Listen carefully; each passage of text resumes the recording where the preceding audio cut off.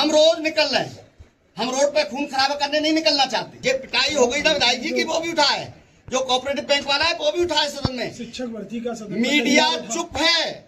अध्यक्ष जी, देश खतरे। जिसमें लिखा है 22 परीक्षाएं तो जो पीडीओ का जो घोटाला हुआ है आरएचएस सीटों पे, लगभग अप्रोक्स देखा जाए तो इसमें और 22 की 22 भर्तियों में इन्होंने पिछड़े दलित और आदिवासियों के हकों की लूट की है, उनकी नौकरियों की लूट की है।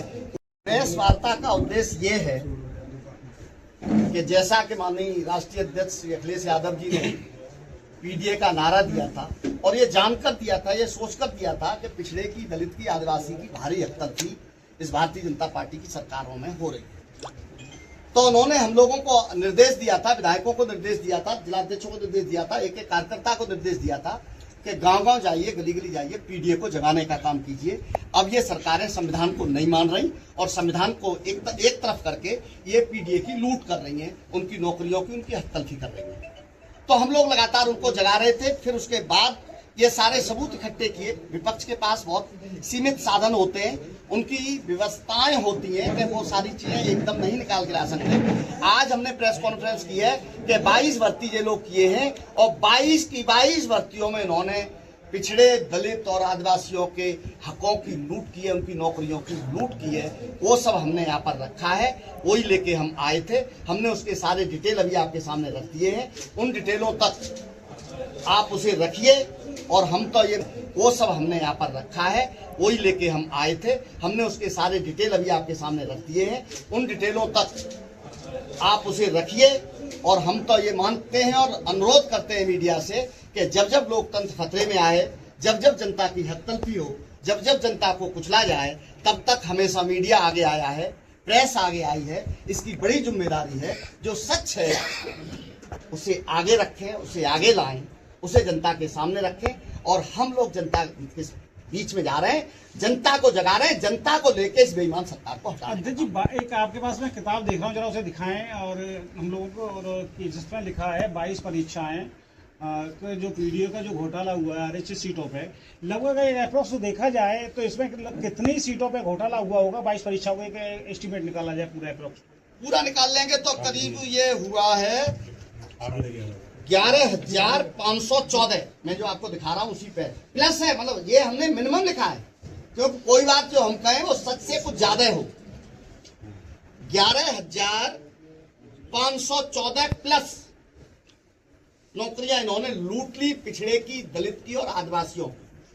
लगातार इसको लेकर के, जैसा अभी आपने बताया कि कोर्ट भी इस पर हस्तक्षेप कर रहा है, आप लोगों के भी द्वारा भी एक मजबूत विपक्ष है आपके पास, केंद्र में भी और राज्य में भी। आपके द्वारा किस तरीके की इसकी भूमिका निभाई जा रही है जिससे लोगों को न्याय मिल सके, या जिससे इस पे काम हो सके?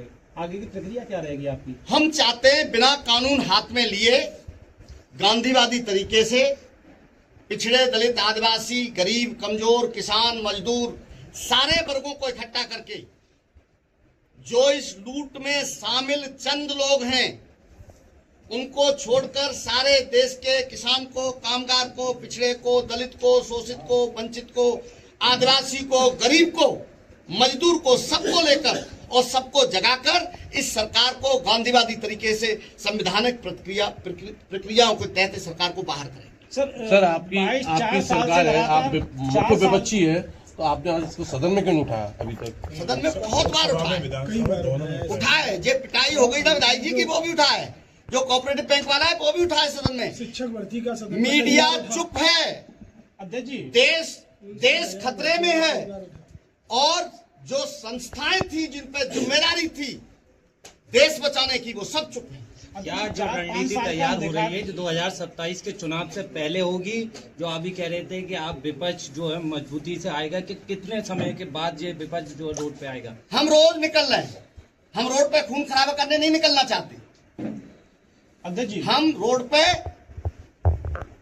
कानूनन, गांधीवादी तरीके से जनता को जगा के, जनता को साथ लेकर इनको सत्ता से बाहर। अध्यक्ष जी, एक मेरा महत्वपूर्ण सवाल ये है कि मैं भी देख रहा था, आपने जो डाटा दिखाया है आपने, लेकिन 4-5 साल पुराना डाटा है, लगातार इसमें घोटाले होते जा रहे हैं, जैसा कि आपका ये आरोप लगाया आपने।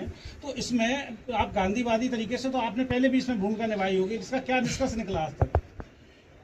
निष्कर्ष फिर जनता निकालती है। जब अति हो जाती है तब निष्कर्ष फिर जनता ने। आगे का क्या रहेगा? हम लगातार जनता के बीच में, आगे नहीं पीछे से लगातार हर रोज हर वक्त हर घंटे जनता के बीच में हमारे लोग जा रहे हैं, जनता से हर पल रूबरू हैं, जनता को जगा रहे हैं, जनता इसे समझ रही है, जनता तैयार है। सदन में इस बात को रखा है आपके लोगों द्वारा, विपक्ष द्वारा रखा है। हमारे दोनों माननीय विधायक बैठे हैं और वो बता रहे हैं कि हाँ, लोकसभा में भी ये मुद्दा आपने दो बात कही कि एक तो विधानसभा में भी कई बार दलित उठाया। पिछड़े आगे आएंगे, दोनों में दूसरी उठाया। चीज ये है कि आपकी रणनीति जो दलित पिछड़ों को लेके चल रही है, आगे का ये पीडीए का फॉर्मूला क्या गरीब रहेगा? भी इसका शिकार है, मजदूर भी इसका शिकार है, दलित पिछड़ा ही अकेला नहीं है। ये तो दलित पिछड़ों की नौकरियों की लूट हुई है, वो मुद्दा आज था, आज मैंने नोट आया है। लगेगी यार तो आएंगे कई घर और भी जद में।